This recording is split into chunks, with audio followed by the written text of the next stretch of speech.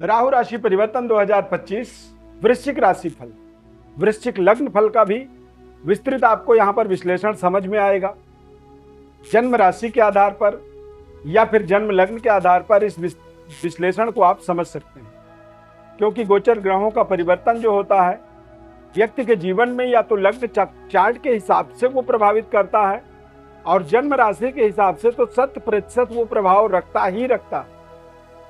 यानी कि आपका नंबर 8 राशि वृश्चिक राशि है या नंबर 8 लग्न है, क्योंकि लग्न से भी तो उसका गोचर आपके कहीं ना कहीं उसी जगह पर होगा जहां से राशि से होगा, क्योंकि राशि और लग्न का नंबर 1 हो जाता है। तो इसके प्रभाव आपके लिए बेहद महत्वपूर्ण पड़ने वाले हैं। अब यहां पर इसके सकारात्मक नकारात्मक किस तरह से प्रभाव होंगे उसको समझेंगे।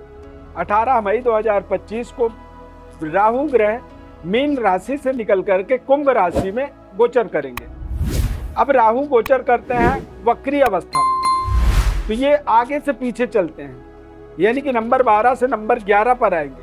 और जो नंबर 11 है वो आपके राशि से और लग्न से चौथा घर होता है। चौथा जो घर होता है उसे भूमि, भवन, वाहन, सुख सुविधा, माता, मातृत्व, दैवी शक्ति का एक विशेष स्थान माना जाता है।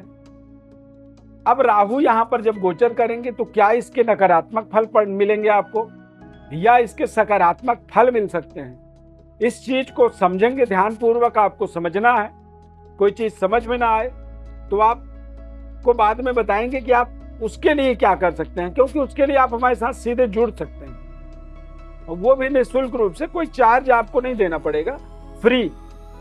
अब आप सबसे पहले तो चैनल को सब्सक्राइब कर लीजिए, लाइक कर दीजिए और इस कार्यक्रम को ज्यादा से ज्यादा लोगों तक शेयर जरूर कर दीजिए।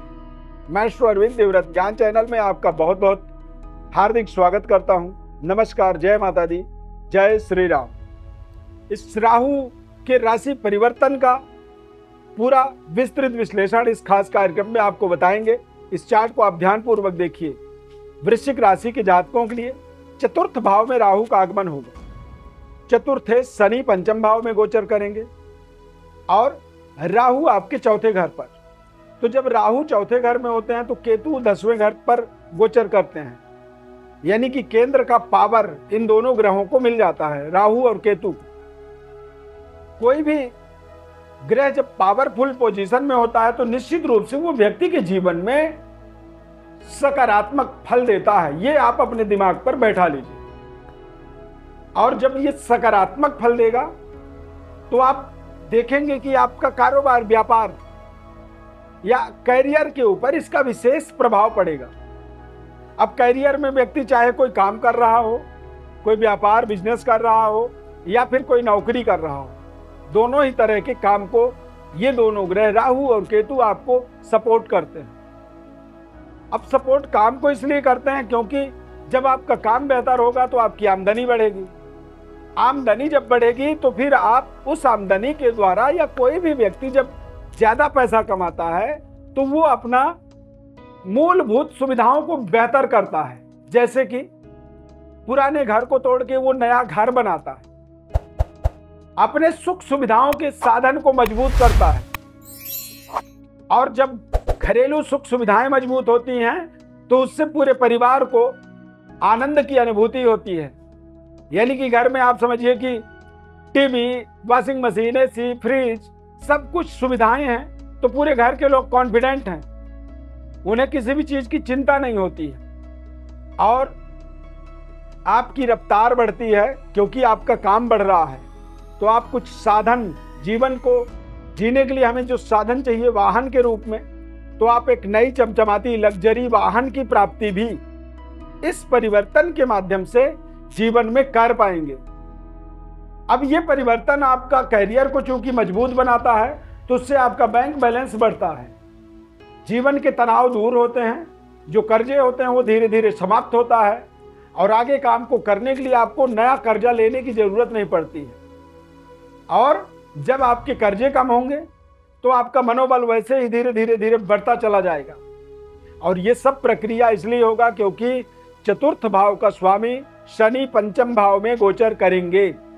तो जब आपका चतुर्थेश बलवान हो तो चौथे घर में राहु केतु कोई भी होता वो अच्छा ही फल देता। वैसे भी वृश्चिक राशि वालों के लिए शनि के राशि परिवर्तन के माध्यम से एक नई तीव्रता जीवन में शुरू हुई है, क्योंकि ढैया आपकी समाप्त हो चुकी है। तो जब ढैया समाप्त हुई है, पराक्रम का जो स्वामी होते हैं या 5th हाउस में जब शनि का गोचर होता है तो ये बेहद कल्याणकारी होता है, लाभदायक होता है। संतान की प्राप्ति होती है, ऐसे समय में संतान का भाग्य उदय होता है। अब मान लीजिए आपका उम्र 50 साल है तो बच्चे तो आपके बड़े बड़े यंग हैं, तो संतान का भाग्य उदय करता है।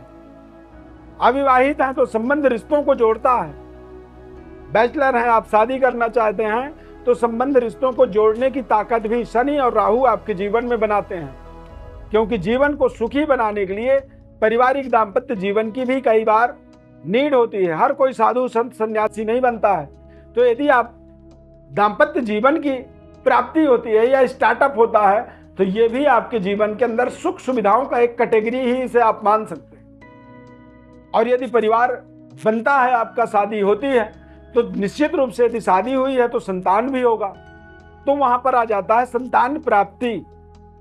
तो निश्चित रूप से राहु और शनि ये दोनों ग्रह ही अगले आने वाले कुछ समय तक, कुछ साल तक ये आपके लिए बेहद शानदार और सकारात्मक आपके लिए परिणाम देने के लिए तैयार हैं। और ये परिवर्तन ही दरअसल आपके जीवन में एक जैकपॉट की तरह काम करेगा। अब राहु का जो विशेषाधिकार माना जाए, देखा जाए तो राहु बुध के राशियों के अनुसार वो अपना आधिपत्य रखता है। तो बुध का जो राशि है अष्टम और एकादश, 8वां घर और 11वां घर, तो 8वां घर कष्ट परेशानी है और 11वां घर आमदनी है।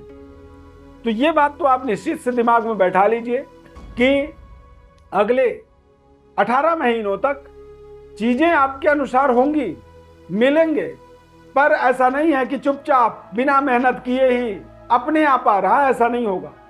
बहुत ही हार्ड वर्क, मेहनत, परिश्रम आपको लगातार करना होगा। और जब आप लगातार हार्ड वर्क करते हैं तो फिर आपको मुंह मांगा एक तरह से वरदान भी मिलेगा। मतलब जितनी आपने सोचा था ना, उससे भी डबल आपको आमदनी होता हुआ भी जीवन में देखने को मिलेगा, क्योंकि राहु बुधवत फल देते हैं, बुध के घरों को अपना घर मानते हैं। तो बुध का जो घर है 8वां और 11वां, इन चीजों को आपको अपने दिमाग पर बैठा लेना है। और शनि का बलवान होना जरूर राहु को एक ताकत दे रहा है। तो कई बार आप कठिन परिश्रम से कमाएंगे और कुछ बीच बीच में ऐसे समय आएंगे जब थोड़ी परिश्रम से बड़ी आमदनी भी होगी, क्योंकि शनि आपके बलवान हैं। शनि के बलवान होने का मतलब होता है कि पारिवारिक संतुष्टि, और एक परिवार तब संतुष्ट होता है जब उसकी सारी डिमांड्स पूरे होते हैं, जब उसके सारे जरूरतें आप पूरी करते हो सहजता से, बिना मांगे। यानी कि उन्हें जो चाहिए वो आप बिना मांगे ही ले जाके आप भंडार कर देते हो। तो ये आपके लिए एक सकारात्मक अनुभूति का सर्टिफिकेट की तरह आप इसे देख सकते हैं। तो वृश्चिक राशि वालों के लिए राहु केतु का परिवर्तन को बहुत ध्यानपूर्वक आपने समझा है, फिर भी आपके मन में कोई भी अभी डाउट है, संदेह है, आपको मजा नहीं आ रहा है, तो आप हमारे व्हाट्सएप पर अपनी बर्थ डिटेल्स भेज सकते हैं। हम या हमारी टीम के द्वारा आपको तत्काल संपूर्ण विश्लेषण हम निःशुल्क रूप से बताएंगे, जीवन के महत्वपूर्ण उपायों को बताएंगे और जीवन को और तेज गति से विकास की ओर आगे कैसे बढ़ाएं, इसका पूरा तरीका बताएंगे।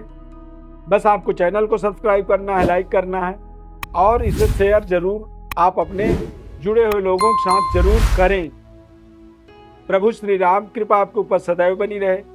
यदि ये कार्यक्रम आपको अच्छा लगा तो जय श्री राम आप कमेंट में लिखें, और कोई भी सवाल है आप अपना जरूर हमारे व्हाट्सएप पर फ़ोन नंबरों पर कॉल कर सकते हैं, व्हाट्सएप कर सकते हैं। हमारी तरफ से पूरी आपको फ्रीडम है। इस खास कार्यक्रम में जुड़ने के लिए बहुत बहुत धन्यवाद। जय श्री राम।